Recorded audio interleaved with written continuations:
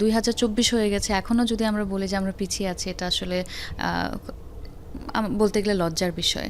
আমি চাই বাংলাদেশের নামটা আসলে এমনভাবে পৃথিবীতে ছড়িয়ে যাক, যাতে প্রত্যেকটা সেক্টরেই আমরা হচ্ছে গিয়ে টপে থাকি। আজকে বিজয় দিবস, এমনি তো বলার বাংলাদেশ বা মুক্তিযুদ্ধ নিয়ে আপনার ভাবনাটা কি, বা এখন বলে নতুন বাংলাদেশ, সব মিলিয়ে আপনার কোনো বলার আছে কিনা? না, অবশ্যই বিজয় দিবসের শুভেচ্ছা সবাইকে। আর আমি মনে করি দেশ হিসাবে আমরা সবসময়ই আমাদের মধ্যে এক ধরনের ঐক্য ছিল, আছে এবং থাকবে, এবং যে কোনো পরিস্থিতি আমরা হচ্ছে গিয়ে সামাল দিতে আগেও পেরেছি, সামনেও পারবো। তো আমি খুবই পজিটিভ একটা পার্সন এবং আমি খুবই আশাবাদী।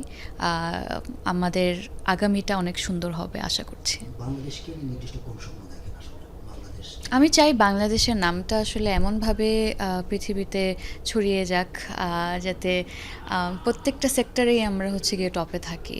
আমি যখন ফিল্ম ফেস্টিভ্যালগুলোতে যাই তখন দেখি আমার সিনেমা বাদে অন্যান্য পৃথিবীর অনেক দেশ থেকে হচ্ছে গিয়ে কাজ আসে, এবং তখন আমি অনেকগুলো দেশের নাম শুনি। তখন ওই দেশগুলোর পর যখন বাংলাদেশের নামটা উচ্চারণ করে, এটা অনেক গর্বের একটা বিষয়। তো আমি চাই হচ্ছে গিয়ে শুধুমাত্র সিনেমা না, প্রত্যেকটা স্পোর্টস হোক, এন্টারটেনমেন্ট হোক, গার্মেন্টস হোক, সব জায়গাতে বাংলাদেশ যাতে টপে থাকে, ইকোনমির জায়গা থেকেও। যে আপনি তো বিশ্ব অনেক জায়গায় ঘোরেন, তো এখানে আসলে আমাদের বাংলা সিনেমার অবস্থানটা কেমন মনে হয়?